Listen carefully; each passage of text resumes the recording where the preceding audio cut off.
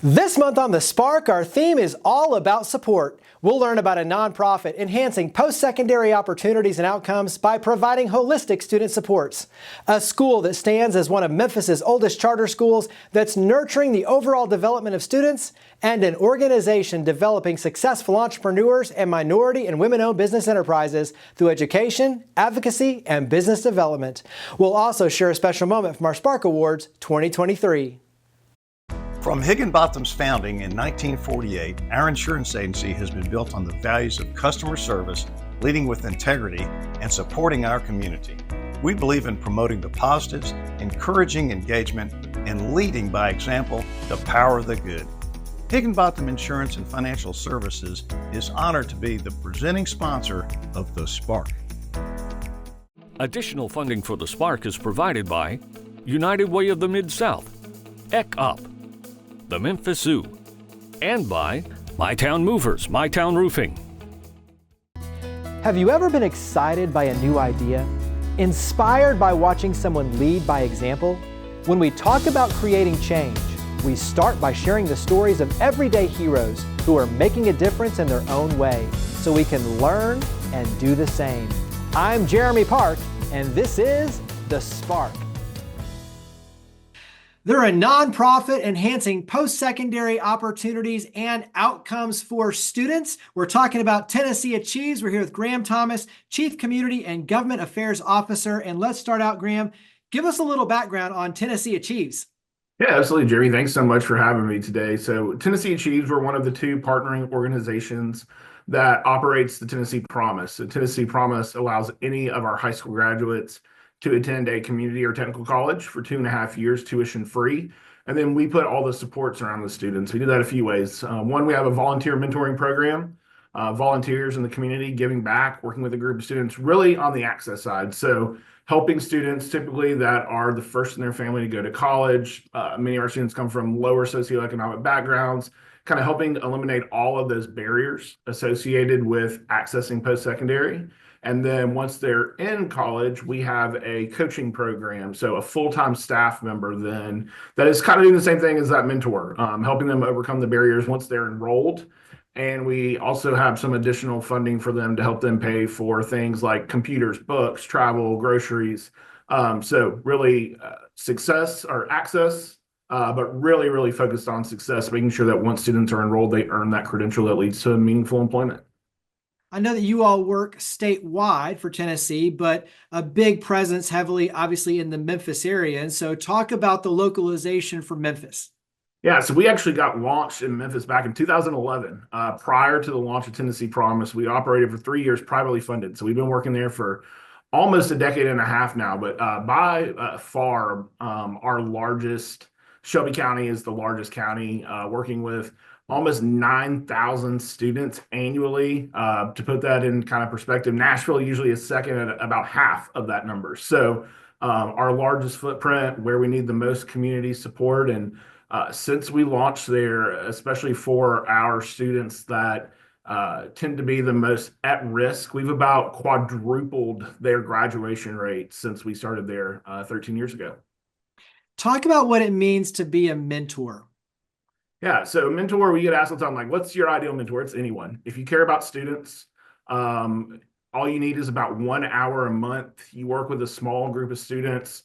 You meet with them at the high school in person one time, and we facilitate that meeting. You're there with the other mentors and all the students at the high school of your choice. And then you're just reaching out and checking in, just kind of checking to see, like, hey, how's everything going? You're reminding them of their deadlines. And I think more than anything, you're that person that's in their corner advocating for them, and just encouraging them to reach their full potential. Just to say that, hey, college is here. It's free. And let's make sure we take advantage of this opportunity. And I think that's the most important role that our mentors play. Share a little bit of a testimonial from the student side for what Tennessee Achieves means to them. Yeah, I think you hit the nail on the head. It's those small things. We had a student that went through our program a few years ago. His name was Dalton, first generation. Neither of his parents had actually graduated from high school. So he's our target student, and we got him to his mentor, and his mentor gave him some advice. He said, on your first day of college, leave your house early. Traffic will be bad. The parking lot will be full. Make sure your first impression is not showing up 30 minutes late, right? And so he sent his mentor a text message that first day and said, hey, I did what you asked me to do, but I've been walking around campus now for half an hour and I can't figure out which building is MWF. And so the mentor thought for a second, well, MWF on your college schedule is Monday, Wednesday, Friday, right? So like, hey, man, we got you here on the right day. They figured out the building was, and he made it in. He graduated with a 3.89 GPA, transferred to the University of Tennessee and earned a forestry degree. So he's out there doing great things today. When you look at the tracking for, what the college graduates go off and do, the success you're having, paint the picture, the metrics, the stats, of what puts a smile on your face for Tennessee Achieves working. Yeah, so if you were a low-income student and you found yourself at one of our state's community colleges prior to the launch of Tennessee Promise, your graduation rate was only about 6%. Today, it's in our program 36%. 3-year graduation rate, and then about almost 50% in a 6 years. So those are those students that go to Southwest for a semester or two. They don't technically graduate from Southwest, go to the University of Memphis, UT Martin, wherever it might be, and then they graduate. So, we're well outpacing state and national averages. There's still a lot of work to do. That number is still lower than we would like for it to be, but making steady progress. How can the community help? Obviously, mentorship is one piece of this, but how can the community help and get involved with Tennessee Achieves? Yeah, so if you're watching today and you're thinking, man, I'd really like to dig in and help out with some students, you can go to our website at tnachieves.org and complete the mentor application. It's real short, doesn't take very long to do. We'll put you through a training. We'll give you a handbook. If you're like me and it's been 20 years since you went to college, don't worry. We'll get you caught up on what it looks like to go to college in 2025. But it's those small things, like it's building relationships and helping usher students through the door. And then, if you work at a large employer, or you've got an active church group or community group, we're happy to come and tell that story. We've got a team of people across the state that can come fill you in on what we're doing. We're always looking for groups that might be interested in mentoring, but also job shadowing. Our students, many of them being the first in their family, they come in oftentimes with a very limited scope of what they think you can do with a college degree.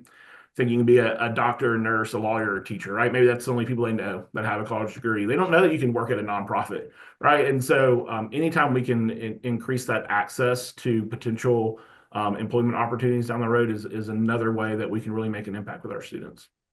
Well, Graham, thank you for all you and your amazing team do to power the good. Thank you for coming on the show. Absolutely. Thanks so much for having me.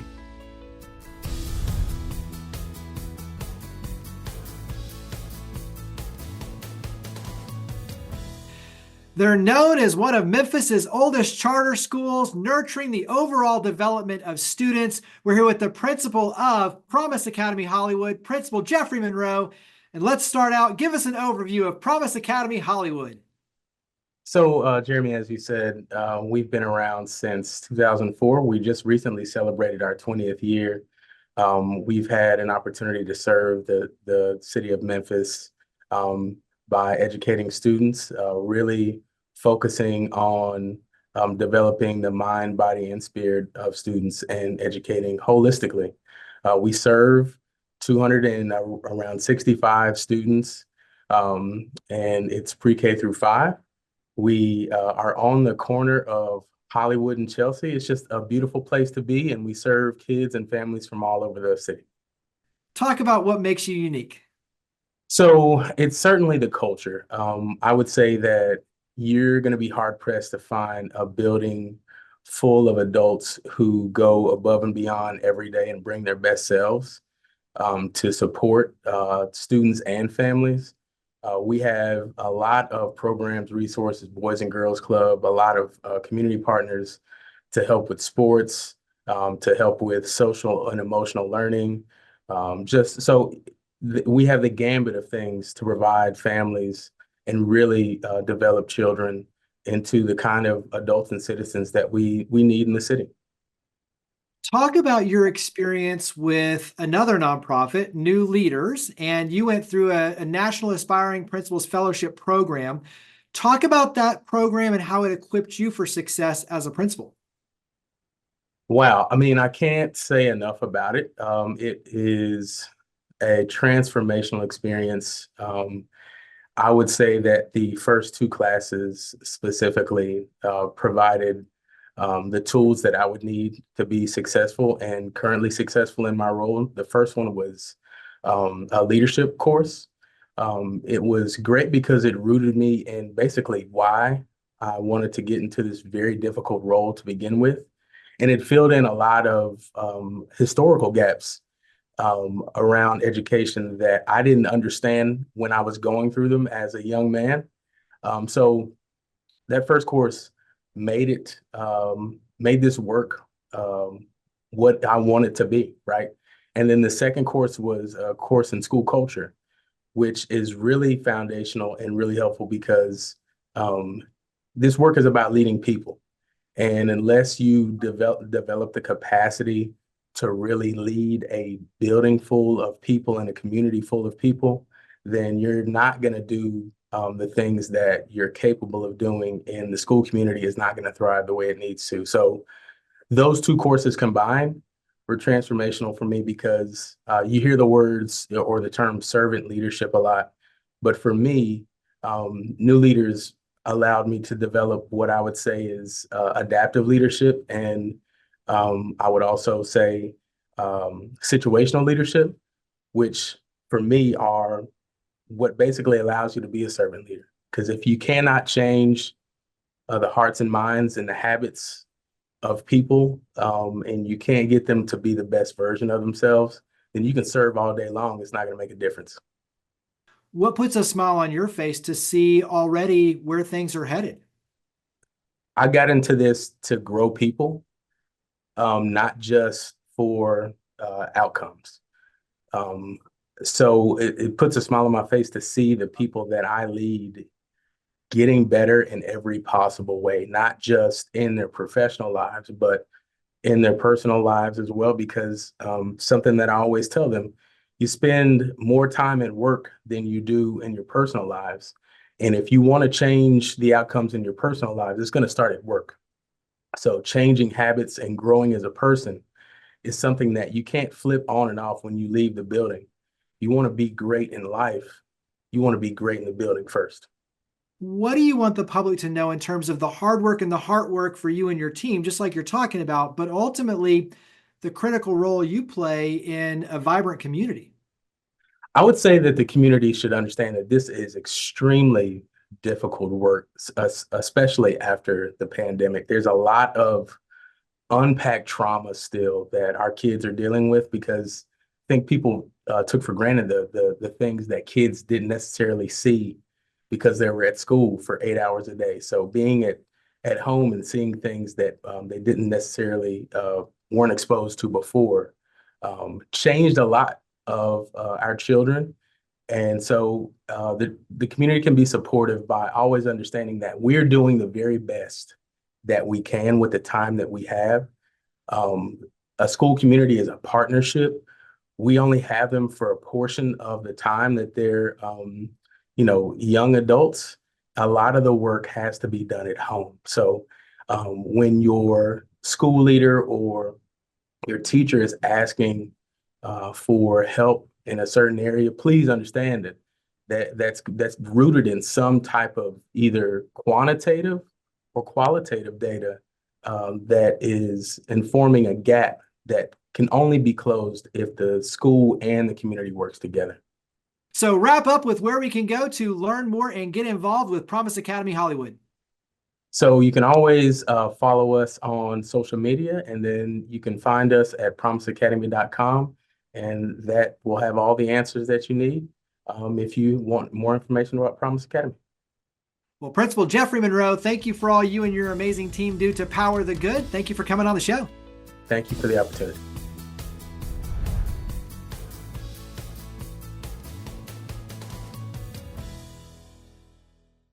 The Spark Awards annually recognize and celebrate individuals and organizations that have made outstanding contributions to the community. The 2023 Education Leadership Award went to Noah Gordon. I'm Noah Gordon, the principal of Memphis Business Academy Elementary. I am also the pastor of Faith Heritage Church of God in Christ as well. Memphis Business Academy Elementary is a very unique and diverse place. We build heavy on culture, we build heavy on diversity, and one of the major things that I look at as it relates to our school is that we have a large Hispanic population. And having that population along with our African American population, it helps breeds culture and it builds community beyond the schools. To whereas we're bringing everybody into our world because it's all about student achievement and student growth. And if we can get everybody on board, then we can make an impact. Being the principal at Memphis Biz Academy Elementary, one of the things that I love about the organization that we work for is that we try to eliminate any barriers that may hinder a student from moving or advancing, even learning. We hire some of the best teachers. We go out and research some of the best resources that we can provide students with the opportunity in order so they can be engaged with what we're putting out in front of them. Whenever we notice a barrier as an organization, we try to eliminate those barriers to the best extent possible so that there is no restriction. And so doing it that way, students are able to get the best quality of education that we can give them. It doesn't matter race, background, whatever. You know, our goal is that we look at the student as those are our future leaders. And we don't even call them students, we call them executives, because we believe that we are transforming them, that we are birthing something that is so special that goes beyond, you know, what they can even see at this particular point in their lives. So it's all about just exposing them and just making sure that as an organization, making sure as a school leader, that I'm moving barriers that's restricting them from getting access to what they really need. Well, what puts a smile on my face as pastor and principal is to see the transformation and to hear the transformation. To see that you're transforming lives and to hear how you're impacting lives that you don't even know that you are impacting.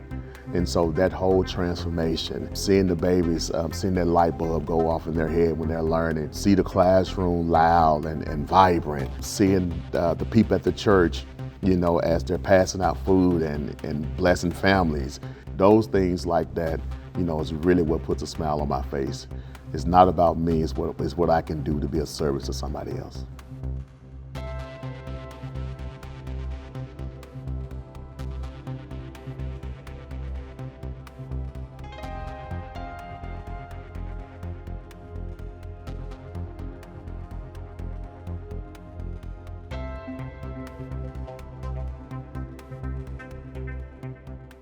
They're an organization developing entrepreneurs and minority and women-owned business enterprises. We're here with the president and CEO of the Black Chamber of Memphis, Ernest Strickland. You all recently had a name change. Give us a little bit of history and some background for the Black Chamber of Memphis. So thanks for having me, Jeremy. The Black Chamber of Memphis, we rebranded back in August as a part of our 50-year anniversary and in collaboration with National Black Business Month. We wanted to do a couple things. We wanted to shift from the old model of the Black Business Association to take on a new structure, a new brand. We realized that associations are more inward focused, you know, exclusively membership and exclusively servicing the members.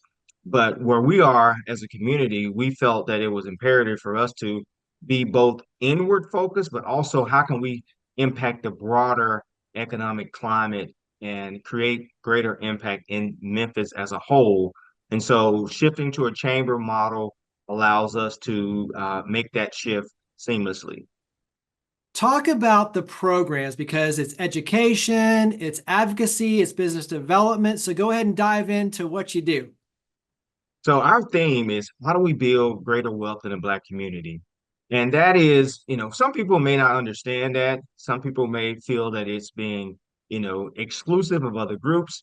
But as we look at it, Memphis, with the population that we have, 65% African American, if we are successful, when we are successful in accomplishing our mission, trust me, all of Memphis is a better place because you can't have a robust economy with the level of poverty and with the gap in wealth and income. And so we're focused in an area that's critically important and vital for the Memphis community as a whole. Our programs include, you know, targeting the restaurant community. There are a lot of Black businesses and entrepreneurs who first get their start with, you know, the restaurants and food service type of businesses. So we created a program specifically targeting those groups. It's called the BBA Business Booster. Think about, during the pandemic, we were all getting booster shots. Well, businesses need a booster shot as well. And this program is designed to do just that. Participants are able to receive cohort-style environment, peer-to-peer networking. We fly in a culinary consultant from Houston who's been very successful in other markets, and we give them a $5,000 grant as a part of participating in this program. And as a result, we've had 4 cohorts thus far. We've dispersed about $150,000, and our companies are telling us, they're now able to look at hiring more people and be more intentional about the hiring. We have one company, they're looking to give back, and we're going to partner with them on a giving initiative. And so those are all of the outcomes that come with, helping these businesses be successful. Talk about the relational side to what you do. It's about networking and opening up opportunities for business development. So talk about the relational side. As a 18-year veteran in community development, economic development, I can assure you that it's all about relationships. That can be the death nail in a business. We now call it social capital, but it's relationships, right? And so we, for instance, we signed an MOU with the Greater Memphis Chamber so that we can partner to explore ways in which we can support economic development efforts.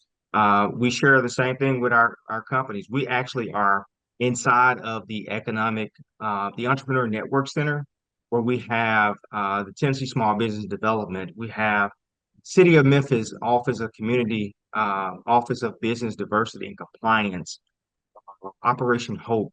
All of those are relationships that we've established, and we've agreed to collaborate as much as possible. And so we share the same sentiment with our businesses.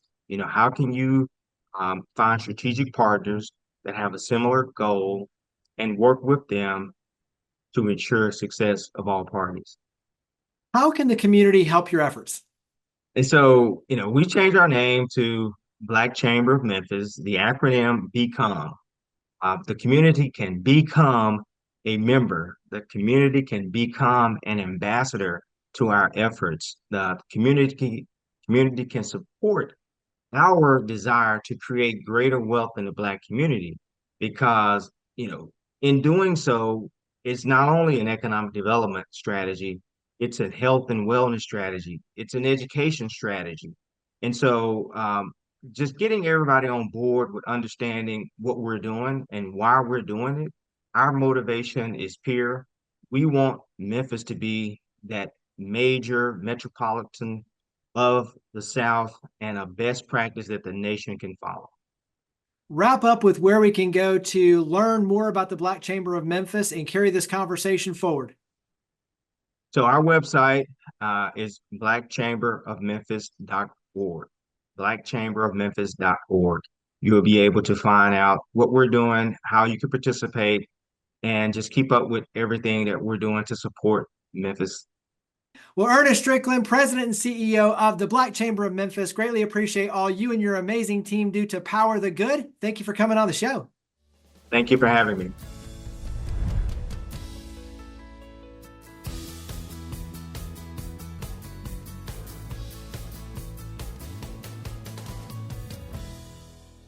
When it comes to creating success in our lives, careers, and communities, it's all about support. It takes the support of parents, teachers, coaches, mentors, investors, and leaders who share their time, talents, and resources to help shape us and provide us with opportunities to grow and thrive.